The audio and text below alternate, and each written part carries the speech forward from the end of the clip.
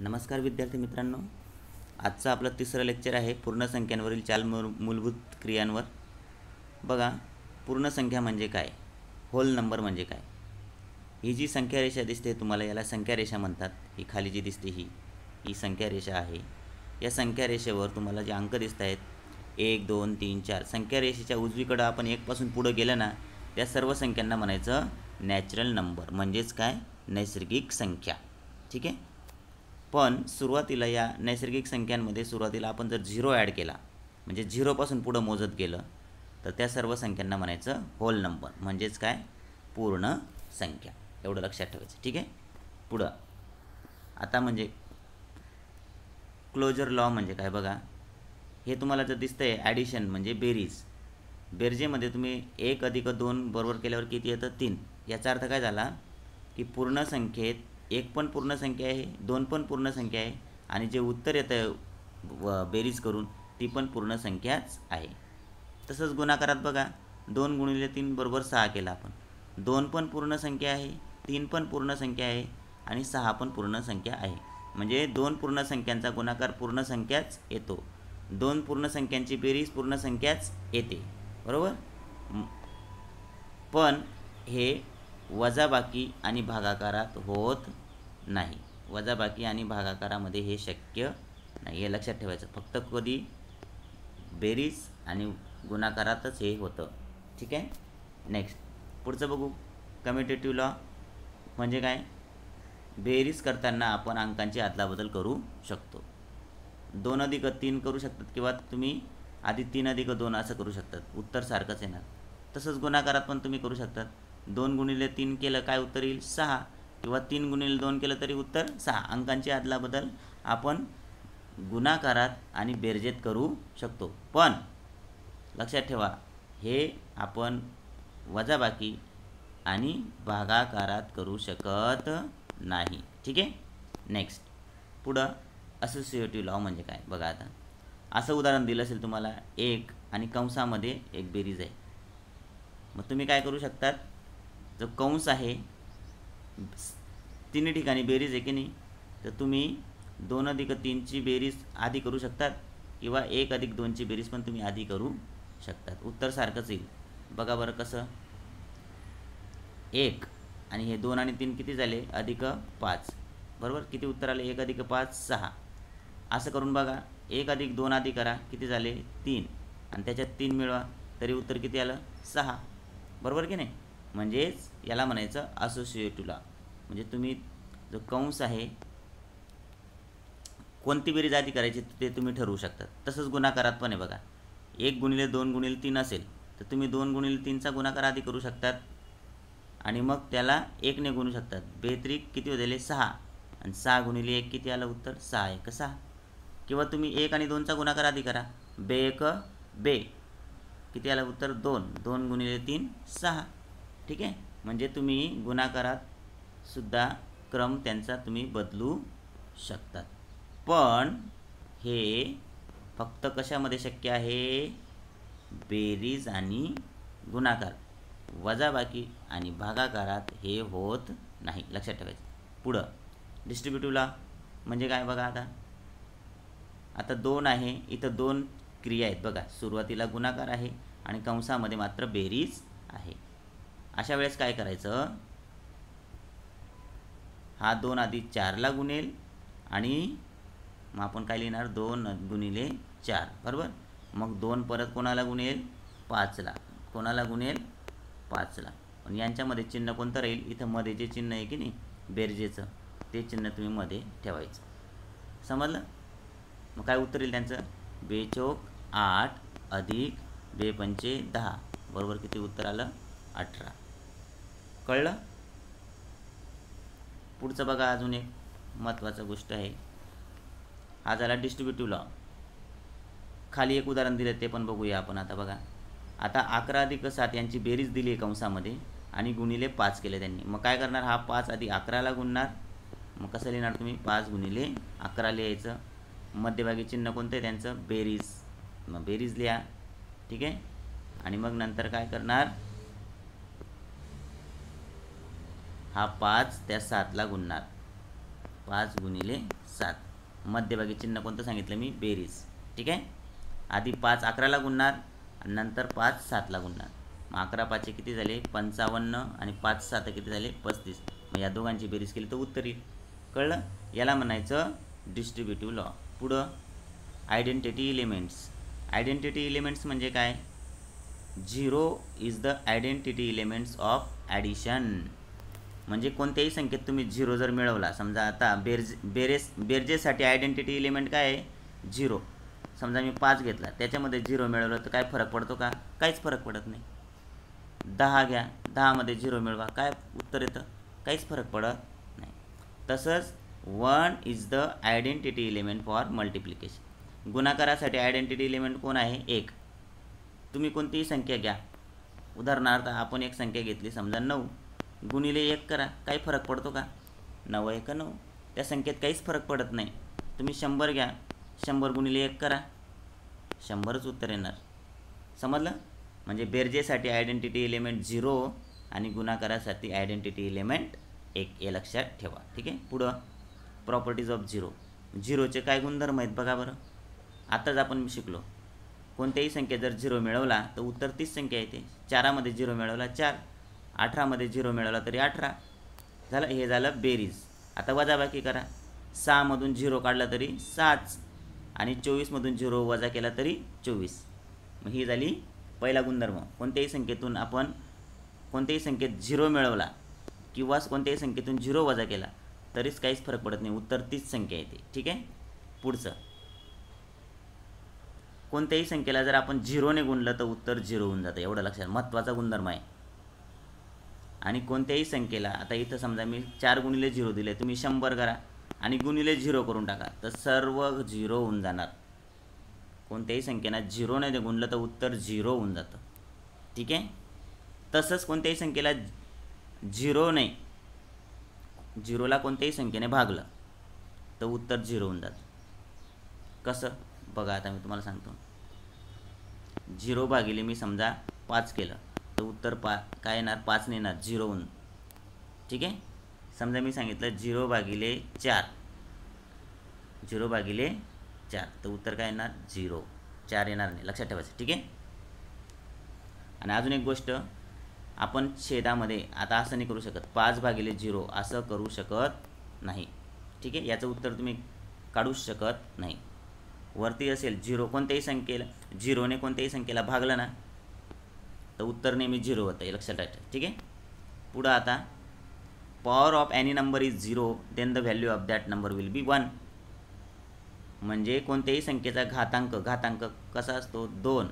आणि समजा आता वरती डोक्यावर असा तिरपाई 0 असेल तर याचं उत्तर काय येतं? नेहमी 1, लक्षात ठेवायचं. मी घेतलं समजा 90 आणि त्याच्या असं घातांकाला 0 दिला तर उत्तर नेहमी काय येतं? 1, लक्षात ठेवायचं. पॉवर जर 0 असेल तर उत्तर काय येतं? 1, लक्षात ठेवायचं. नेक्स्ट, आता 1चे गुणधर्म, प्रॉपर्टीज ऑफ 1. कोणत्याही संख्येला जर आपण 1ने गुणलं तर उत्तर काय येतं? तीच संख्या. हे आपण मागच मी तुम्हाला सांगितले. तुम्ही 90 घ्या, 90 गुणिले 1 करा, काहीच फरक पडत नाही, उत्तर तीच संख्या येते. ठीक आहे. पुढचं इम्पॉर्टंट फॅक्ट्स बघा. आता if a number is made by writing digit 6 times then the number is divisible by 7, 11 and 13. म्हणजे एखादी संख्या जी एकच अंक आपण रिपीट करून 6 अंकी संख्या जर बनवली ना तर ती संख्या 7ने, 11ने आणि 13ने पूर्ण भाग जातो. डिव्हिजिबिलिटी टेस्ट लावायची पण गरज नाही, कसोटी वापरायची पण गरज नाही इथं. ठीक आहे. एकच अंक 6 वेळा रिपीट झाला, असं समजा आता मी जर 2 2 घेतला, 2 2 2 2 2 2 6 वेळा रिपीट झाला की नाही, या संख्येला 7ने पण पूर्ण भाग जाईल, 11ने पण आणि 13ने पण पूर्ण भाग जाईल, हे लक्षात ठेवायचं. पुढं if a number is made by writing 2 digit number 3 times. आता ही संख्या बघा, तुम्ही बघा 93 93 93, बरोबर. म्हणजे 2 अंकी संख्या जी आहे 93 ती किती वेळा रिपीट झाली आहे?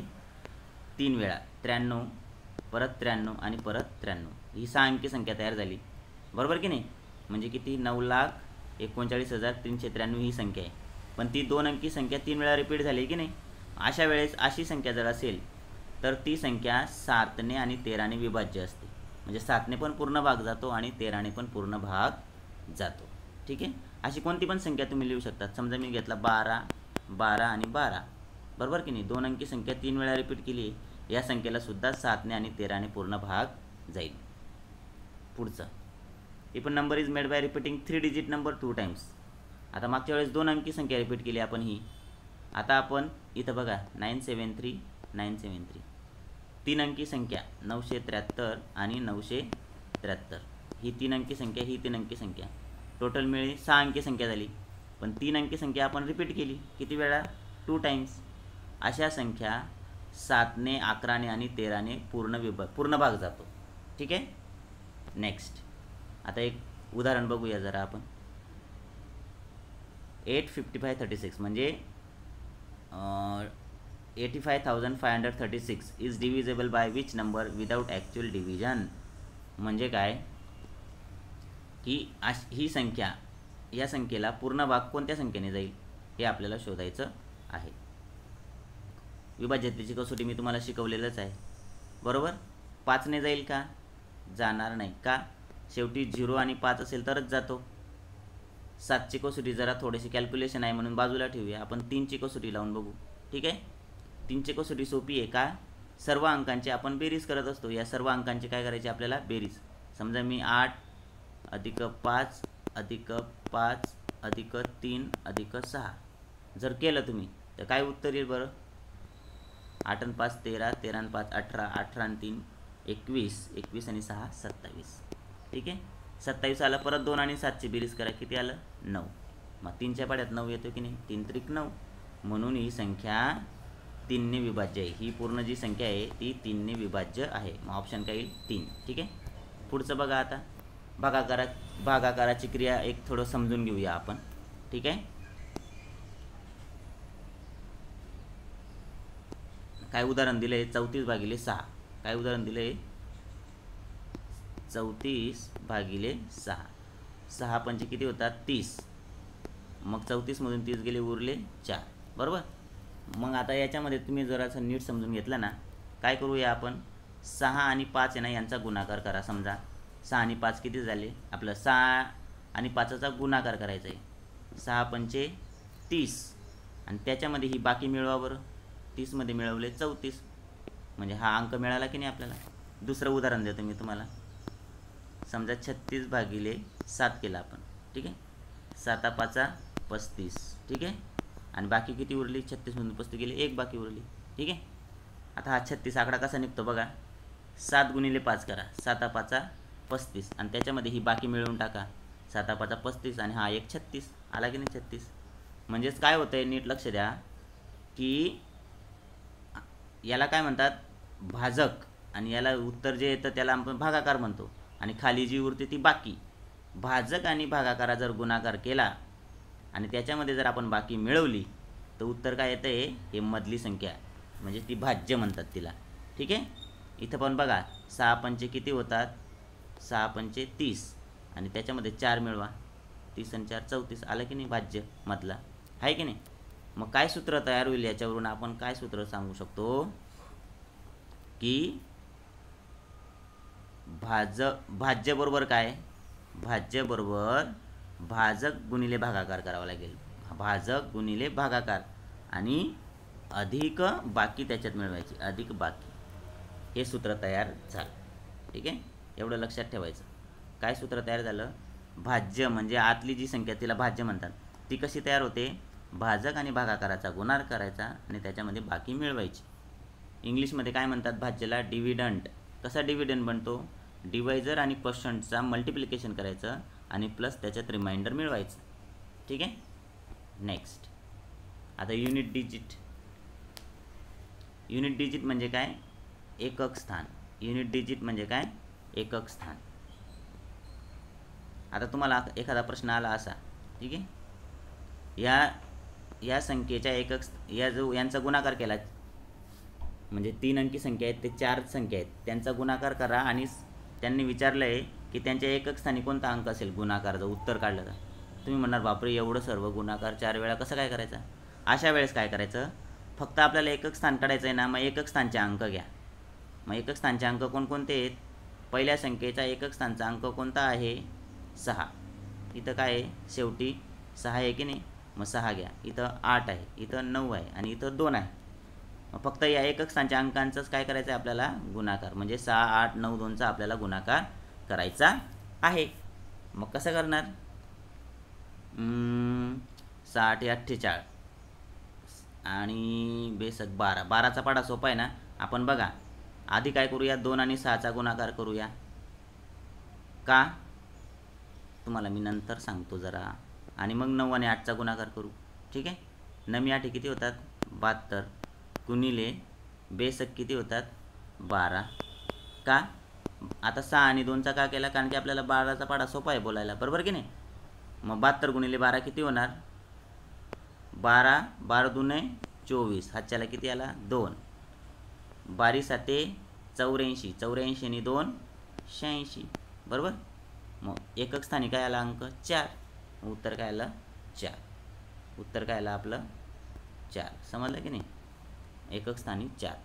मग आता आपण सर्व संख्यांची बेरीज केली काय, आपलं गुणाकार केला का आपण इथं, नाही. फक्त युनिट डिजिट म्हणजे एकक स्थानचे अंकांचाच गुणाकार करून आपण एकक स्थानचा अंक काढू शकतो, हे लक्षात घ्यायचं आहे. पुढं आता सराव पण नमुना प्रश्न बघूया जरा. पहिलं उदाहरण आहे, भागाकाराच्या एका उदाहरणात भाजक 51, भागाकार 16 असेल तर बाकी 27 असेल तर आपल्याला भाज्य काढायचा आहे. ठीक आहे.